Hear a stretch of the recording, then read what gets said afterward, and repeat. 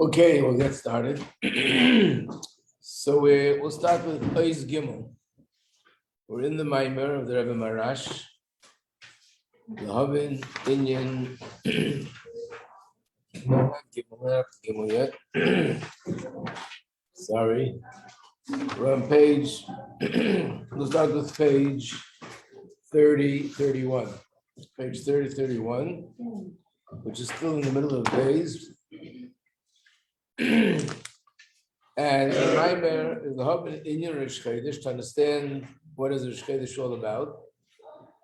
And why is Rosh Chodesh a Yontif specifically for women? It says the reason why the Yontif was given to women as a reward, because when it came to the Egel HaZahav, the men wanted the jewelry to be used for creating this Egel, and the women refused to give their jewelry. They refused to participate. So as a reward for that, they were given this Yontif. So there must definitely be a connection between observing the Yontif of Rosh Chodesh and not worshiping the Egel HaZahav. What is the connection? So in order to understand that, he first begins with, let's understand what happened with the Egel HaZahav. How does it make any sense that Yidden should be so foolish to think that this piece of gold that they just created out of nowhere, that is what took them out of Mitzrayim? It doesn't make any sense. What were they thinking? So we began to explain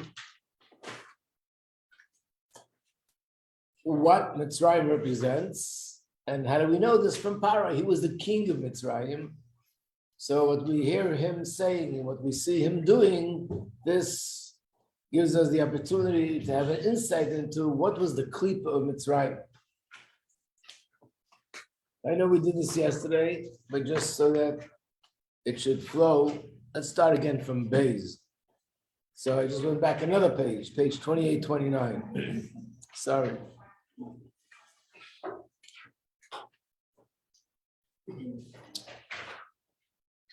Iker To'os Pari, the main primary area where Pari made a mistake, where he was wrong.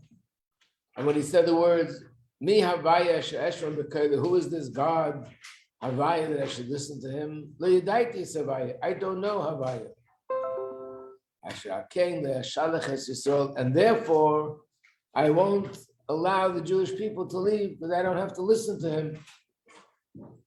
And the same with others. And they deny belief in Hashem. They don't necessarily deny the very existence of Hashem, or that Hashem created the world. Everybody knows that Hashem created the world. He's the creator of all creations, and he's eternal. As it says,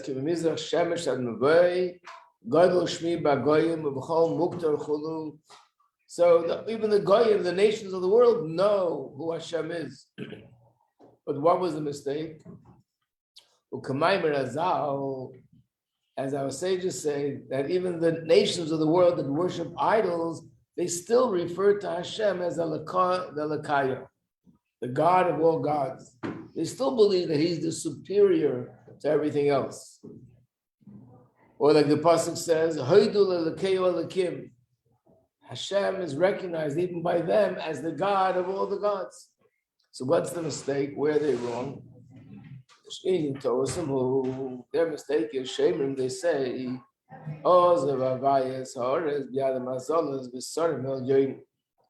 Hashem abandoned the world and he gave it over into the hands of the constellations and the ministering angels, and they run the world. Hashem gave them the authority and gave them the strength. They should run the world as they wish, as they desire. In other words, Hashem created these angels, he created the constellations, and he gave them the authority, and now he said, do it as you understand best, as you would like to do. And Hashem removed himself, and he's totally uninvolved in running the world. And why do they say that? Because of Hashem's greatness. Being that Hashem is so high and exalted, he's so much higher than this physical materialistic world and all the physical materialistic things that are being done here on earth. So they say, this is a degradation for Hashem to degrade himself and get involved. And therefore, so Hashem, he abandoned this physical materialistic world, and he said, this I'm putting into the hands of the constellations, the stars, the sun, the moon, and the ministering angels. They should run it. And what is Hashem doing? He's busy with the heavens, with the spiritual beings. That's something more appropriate and more suitable for Hashem to deal with. And this is what the pasuk says: Hashemayim, Shemayim Lahavaya. The heavens are the heavens for Hashem, va'aretz the son of Bnei Adam, and the earth was given to man. Pirush, this means when it says Shemayim, ain't kavanasa ala Shemayim agashmi. Doesn't only mean the physical heaven which we see with our eyes. Ki maderach k'mei Shemayim l'roim. When we say these psusim, that the Shemaim is very high, or the Torah is saying, and drawing a parallel between two things and saying, it's like heaven is far from earth. And that's when we use the word Shemayim to indicate that we're talking about a spiritual world. And the spiritual world is so much far away, so much further away from the physical realm. Well, we want to make a separation. We want to show how there are different ends of the spectrum. So therefore we say, shemayim, just like the difference between the heaven that we see with our eyes, the physical heaven, the sky, is murumam v'nivdam aretz, especially knowing that it's not just the sky and the clouds. This is nothing. There is millions and light years away of space. That's all part of the Shemayim. That's all the heaven. That's in all physical. It's in the physical realm. And yes, it's millions and millions of light years away from us. And this world is so much lower.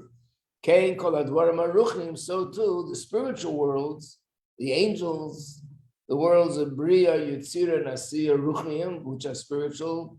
That's Hashem.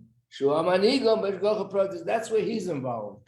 He's involved in the heavenly worlds, what's going to happen with the spirits, what's happening with the angels, what's happening with the souls that are up there. Because just like there's a world running down here, the worlds up there are also, there's a lot going on, just the same. And that's where Hashem gives his attention, because that's appropriate. That's suitable. But the physical materialistic world, that's not appropriate. That's something which would be degrading for Hashem. So therefore, they believe that Hashem is not involved.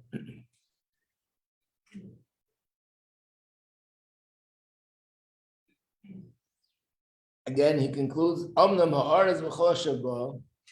So they say the earth and everything that's on the earth, mitzad ha'yesem alulim, being this is the lowest creation. When we say the lowest, we mean the most materialistic, the most physical, concrete, tangible, further away from the infinite. Again, when we talk about things that are spiritual, what's our frame of reference, higher and lower?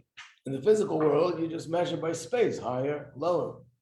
What's spiritually? Spiritually, two ends of the spectrum is Hashem, which is infinite, and in the spiritual world, there are different levels. The higher up, the less limited it is. The lower, the more limited it is. The most limited and the one that has the most limitations in terms of its what it could do, what it can do, and what it's limited by, restricted by, is this physical world. So it's the lowest of all the worlds.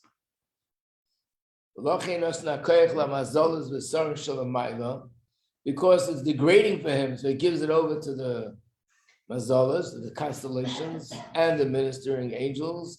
They should run it according to their will and their desire. But again, they still admit and they accept that Hashem gave them the koyach. So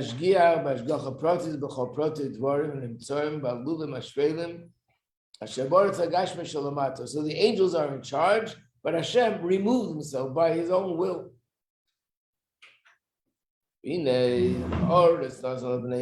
These words, the earth was given to man. Let's turn the page now to 31, 32. So they're referring to the angels and the constellations as gods.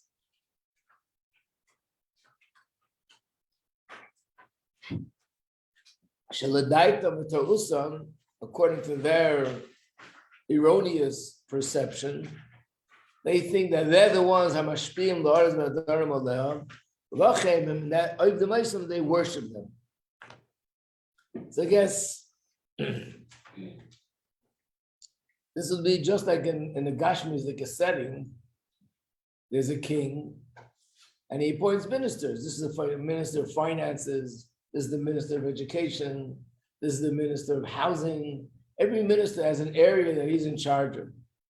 So if I need a certain favor, I need help in a certain area, I'll need something to do with something that deals with my fields, I'll go to the minister of agriculture, he's in charge, and I'll talk to him and I'll try to convince him that he should give me the permission, the help, whatever it is that I need. He doesn't have to go to the king himself. And in fact, if I go to the king will say, I appointed a minister of agriculture, go talk to him. And this minister is going to make judgment according to his feeling and his understanding. So for example, if you become good friends with the minister and you're close to the minister and you give him a lot of honor, he will accommodate you.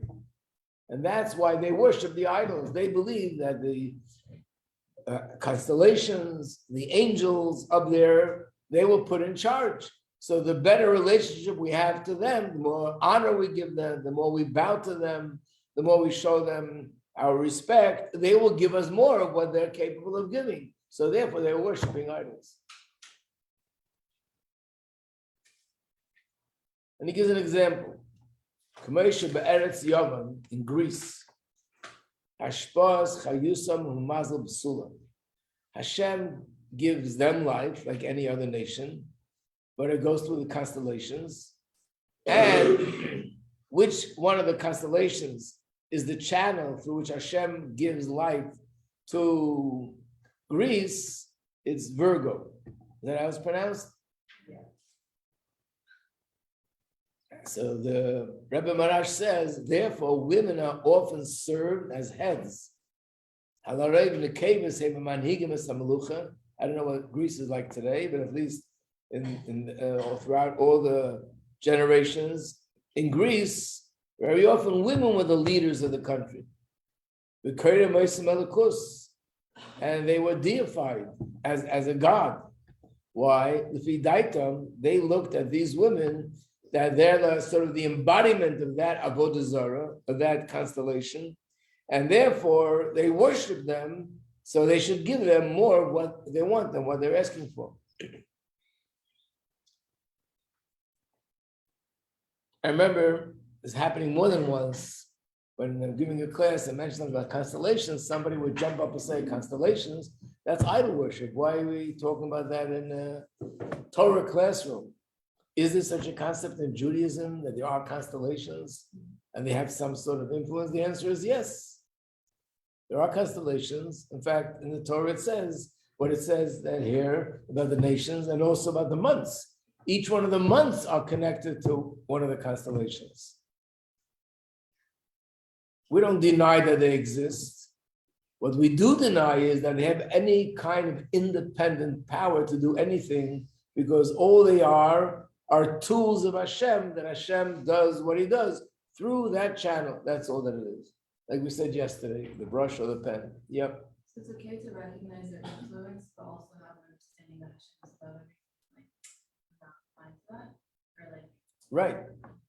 So yes, it makes sense that they're there, but on the other hand, to say that because of this constellation and things have to be one way or another way, there's no such thing. It goes all from Hashem. It goes through these different channels.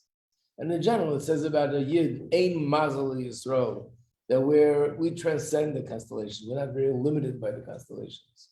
But even the nations of the world, that they do connect to the constellations, it's not that the constellations Chas v'sholom have any kind of independent power to do what they want. They're just tools in Hashem's hands. That's the part where they're mistaken. And that's what he says in the next paragraph. Agam ki be'emes kol hashpah shenishpa ba'aretz. Even though all the vitality that flows from Hashem to the world, it does go through the leader of each country.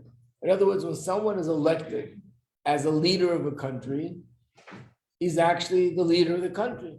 If someone was a king of a certain country, he's actually the king of that country. What do I mean by actually? That Hashem gives the hashpah to that country through this person. He becomes the channel. Which means what we see Begashmi is that he makes decisions that are going to make a difference in the whole country is because Hashem is sending his hashpah to the country through this person. It's only being channeled through him. He's not the one who's really in charge. In fact, the pasuk, I don't see him bringing it here, but in other places it's brought, Leiv Melachim V'Sarim, the hearts of kings and ministers is in the hands of Hashem. In other words, the mere fact that this king or this minister made a decision to do this favor or not to do the favor to you is from Hashem. We have to do what needs to be done in the order of nature. So we go to the king, we go to the minister, and we make a request. We do everything that you need to do in the natural order that the king should fulfill our request. So we act accordingly and we follow protocol, whatever it is. But at the same time, I believe that's just the vessel. That's just the channel. But the real decision is in Hashem's hands, and Hashem will influence the person in charge if he should come out with this decision or that decision. As we know in the story of Purim, right? So everything was done by Esther, and she did what's supposed to be done according to protocol, not according to protocol, but she did go to Mordechai, to the king, and requested of him to help because Haman wants to do this or that. So why did she speak to him for? Just daven to Hashem. And the answer is because it goes through him. He was the king of the country. It goes through him. And we do what's in the natural order. And I believe, with absolute belief, that when I do this and that, Hashem will influence the person in charge to do the thing that's going to be to our benefit. Yep. How would that be different than going to the power of the sun or the moon, which is thinking as a king, the king over the heaven? So let's say you go to them and ask them for something, or give them a present, like you would go to a king and give them a huge present, not bribe them to it. Because humans have a certain degree of free choice. And that's the way Hashem set it up in the natural order, that this is the procedure that you follow in order to get certain things, that there's a person in charge of a country, but the sun and the moon and everything else that people worship, that was set up in a way that they have no free choice and they're tools completely in the hands of Hashem. So what are non-Jews allowed to do in terms of having a... It's another discussion whether they're allowed to believe in what's called shituf. But there are many degrees or levels in what that means. Shituf means like partnership. They believe in Hashem, but they also believe in other things. So a non-Jew definitely doesn't have this this obligation of belief that every single detail in nature is from Hashem. He believes in general Hashem runs the world and makes the decisions. But we'll soon see. I mean, not in this Maimon, there's actually another Maimon from the Rabbi Marash. I'm not sure we'll get a chance to learn it this year. But he goes into this detail, what a non-Jew is allowed to believe and what not. The word for it is shituf. And in shituf itself, there are different forms of shituf.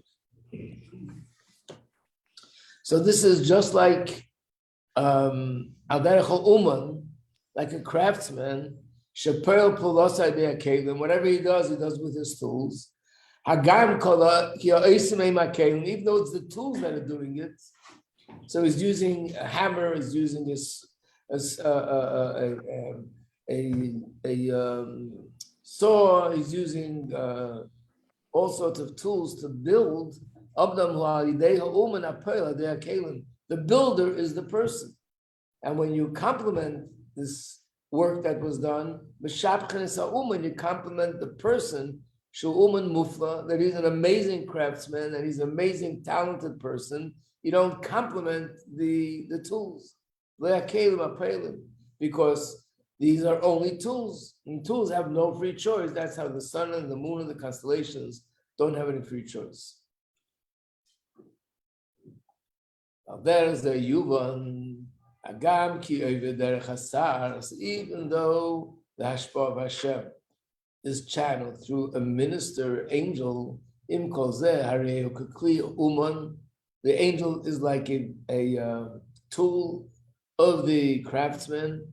Shuman perla yadai should derech maiber hakli, through this vessel, over the powers of Hashem passes through. But what's happening is not attributed to the tool, it's attributed to the person.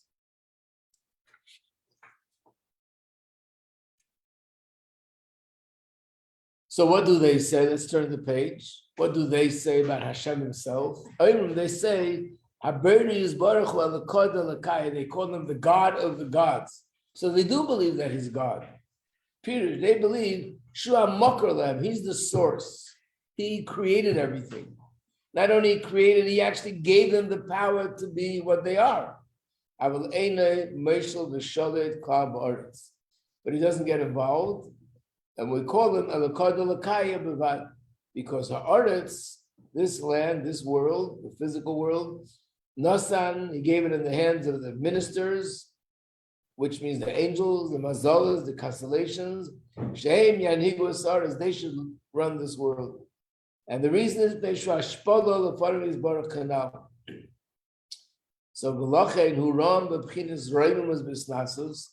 They're actually exalting Hashem and saying Hashem is amazing and he's high and he's infinite, and therefore we can't allow such a thought that Hashem would be busy with finite low things. There's a passage where it says Hashem's glory is on the heavens, but not on the earth, because the earth it's too low. And this is the meaning of what Paro answered Moshe Rabbeinu. Lo yadaiti is Havaya. I don't know this Havaya that you're talking about. What does that mean? Sheine shaykh li klal. I have no connection to Havaya because he's Raman. Havaya is Hashem as he's infinite, and Hashem as he's infinite is in a different realm. He's not connected to me. I'm running this world, and we're running this world. I don't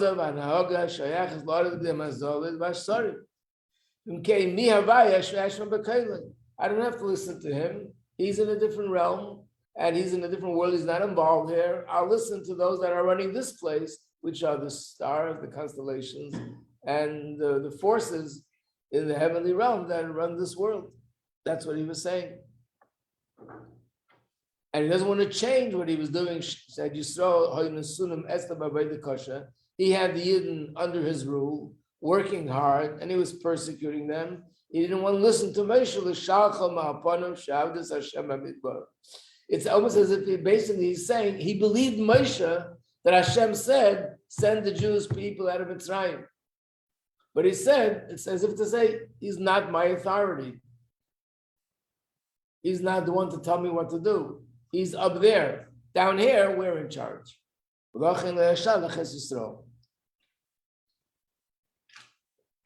If you explain it this way, it really raises a question.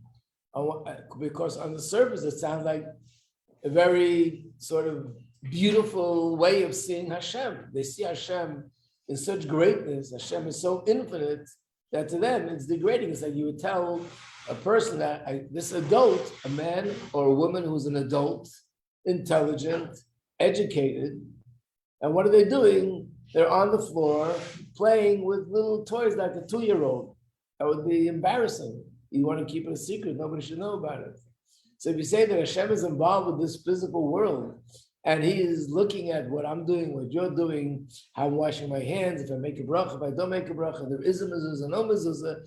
To them, this is lahavdil, elef havdalah. It's like saying that a person who is brilliant, intelligent, and a king, and he's going to be busy with little things like a 2-year-old. That's embarrassing. So they actually claim, what are you guys doing? You're degrading Hashem. We look at him with great respect, and you're putting him down. How do you answer that question? That's what he's going to go into.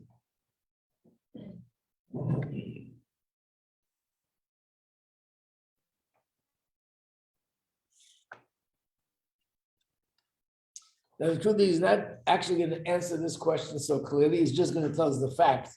So I'll just take a few minutes to answer the question. The question is like this: what are we saying? We're saying Hashem is infinite. And therefore, what's suitable is for him to be involved with the spiritual worlds and those worlds which Hashem initially created. And this world, that's the degrading for him. What are we saying? We're not saying that it's okay for Hashem to do this because he has a good reason. What we're saying is that by that argument, you're actually making Hashem much more limited. And the way we say that Hashem is involved in every detail in the physical world, we are seeing Hashem as absolute infinite. And the way they're seeing Hashem is a limited sort of infinite.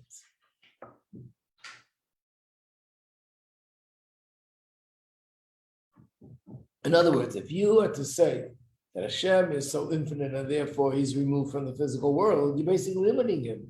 You're saying that because he's infinite, he doesn't relate to finite. What we're saying is Hashem is so infinite that it really makes no difference. There's a chapter in Tanya where the Alter Rebbe says, which helps us understand this, that where's there a greater distance? If you have, for example, a drop of water, I mean literally a drop out of a dropper, compare that to the water in the Atlantic Ocean. And now you have the Atlantic Ocean and compare that to infinite. Which is further? The Atlantic Ocean from infinite or a drop of water to the Atlantic Ocean? What? The Atlantic Ocean is in the infinite. Right. Not only that, which is closer to infinite, a drop of water or the Atlantic Ocean? Have both. Atlantic Ocean here, a drop of water there. And now I'm asking, which is closer to infinity? The drop of water or Atlantic Ocean? And the Pacific together.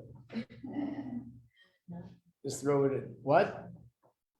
How far is the Atlantic and Pacific Ocean from Hashem, who's infinite? How far is the distance? If he's infinite. So the distance is infinite. How far is the drop of water from Hashem, who's infinite? Also infinite. There is no difference. There's no difference. So what we're saying is, if you believe that Hashem created heaven and earth and constellations and stars and angels, then what's the difference between that and the physical world? They're both equal distance from him.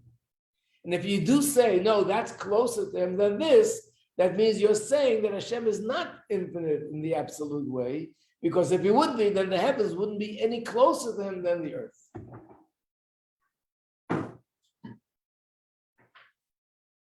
So by us saying that Hashem relates to heaven and earth the same, we're basically saying Hashem is so infinite, makes absolutely no difference. And it's not degrading to him because he's so far from it, he's so distant from it, that it's not degrading in any way. Rabbi Majeski, before Chassidus, were Jewish people believing this concept? Absolutely. I mean, I told that story yesterday about the person that thought the angels, that's when when they're looking at it from a Torah perspective, yes, there was confusion about what's the part of the angels, what's the part of Bezdin Shamayla, what's the part of the Satan. So there was confusion about perhaps these angels that it talks about, Malach Machal, Malach Gabriel, they're given a certain sort of a certain space where they are in control. Somebody once gave this mashal. It's not a chassidus, but it was an interesting way of describing it.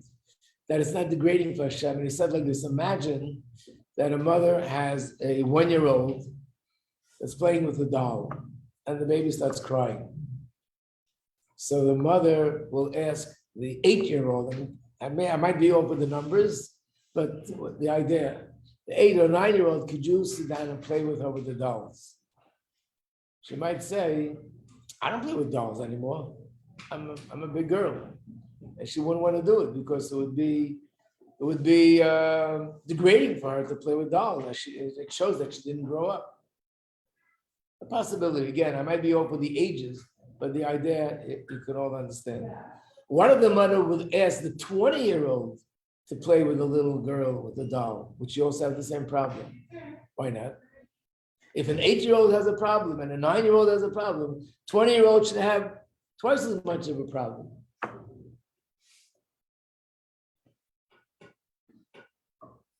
She's so removed.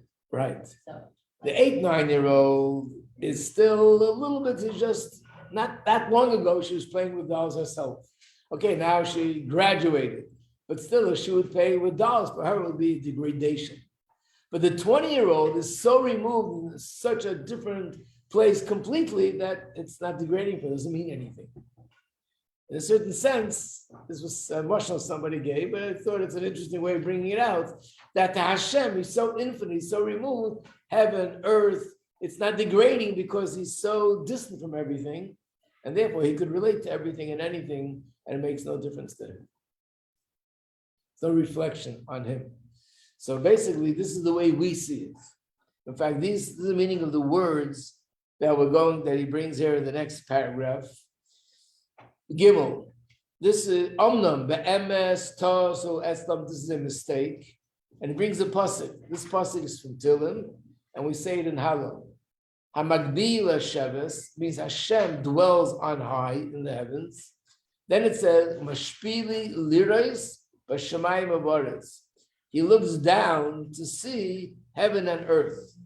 In other words, they put heaven and earth into the same breath, in the same line. That for Hashem, just like it's looking down to look at earth, it's also looking down to look at heaven. So it makes no difference. And anyone that says that Hashem is more involved in heaven than in earth, they're limiting Hashem.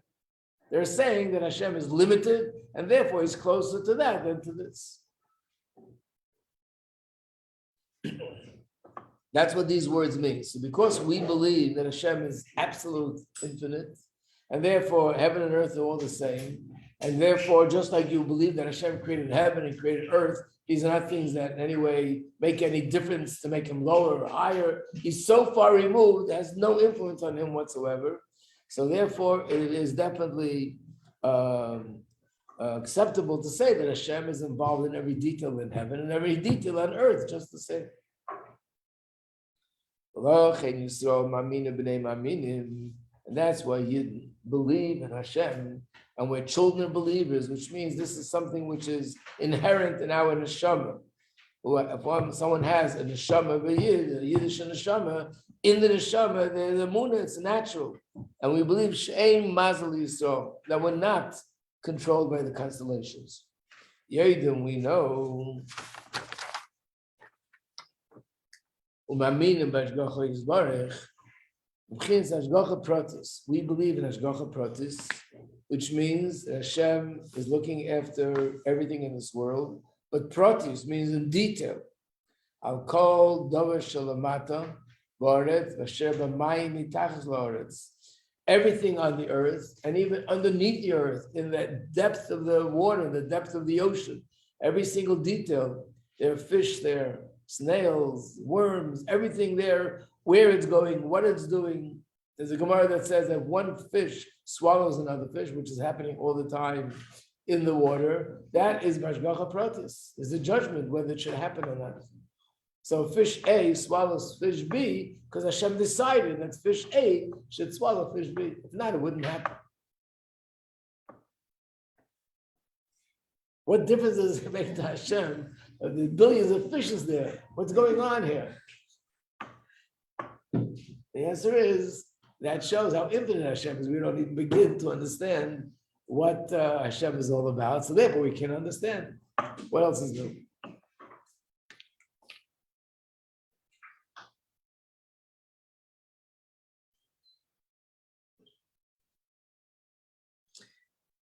So I brought something here from another mimer, which I want to do this inside. And I think this is probably, as far as I know, I did a little research to look this up. Even though Hashgacha Pratis is something which is found in a lot of places in Chassidus, I never found anything elaborating on it and explaining it in such detail that it's explained here. When you see it here, you really are wowed by what Hashgacha Pratis is all about. Then we might start thinking maybe Hashem is in charge of what's happening to me when you read this. So let me give this out. This is from a mimer of the Frierdiker Rebbe. It was said in Tofresh Tzadik Vav, which is 1936.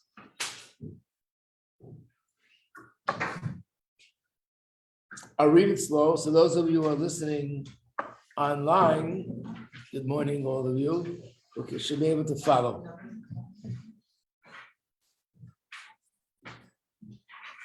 Of course, I'm just going to do the part of the mimer, not the whole mimer, just this part.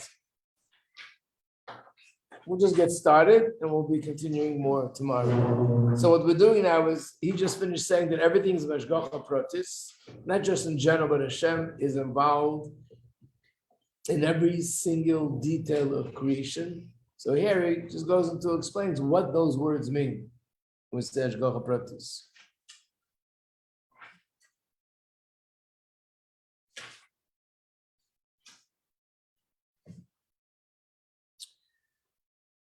So we're looking at page 121 of these two sides, 121.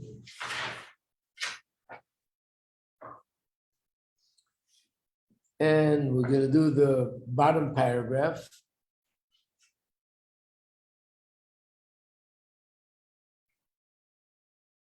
Two, four, 6 lines from the beginning of the paragraph. 6, yeah. And we're at the end of the line, the last 2 words, Uklolis. Uklolis or Inyan Hu. This Inyan that he's going to explain is as following. Again, it talks about this even before, but I want to go to the part that focuses on this in detail.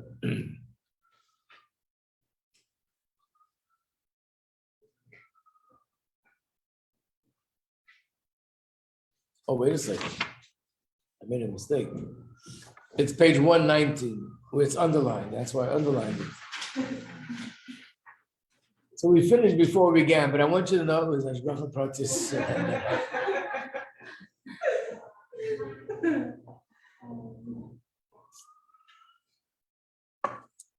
After Inyan Hu, Hine Kol Hanevroim Shalamata, all the creations down here, Kulam Nechlokim B'Daled Madregas Keilim.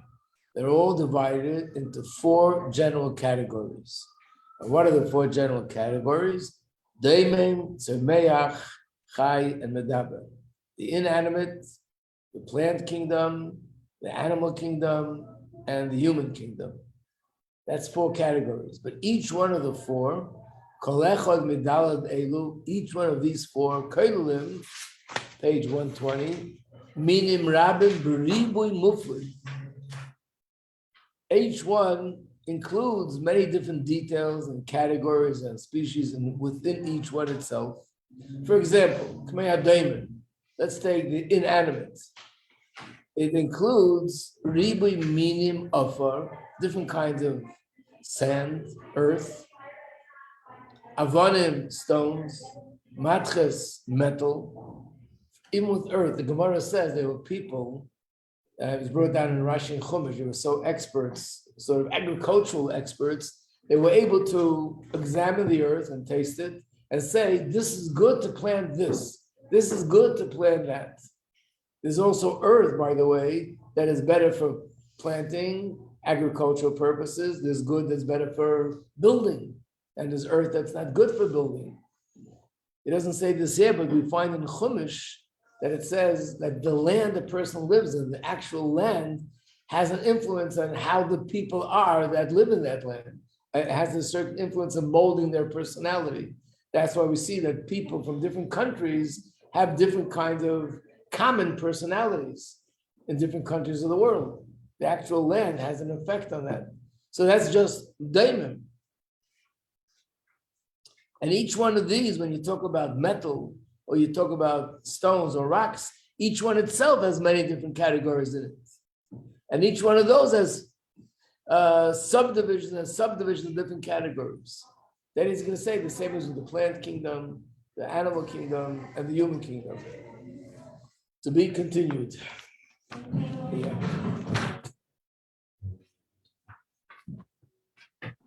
Thank you very much. Very welcome. Good morning. Good morning. Good afternoon.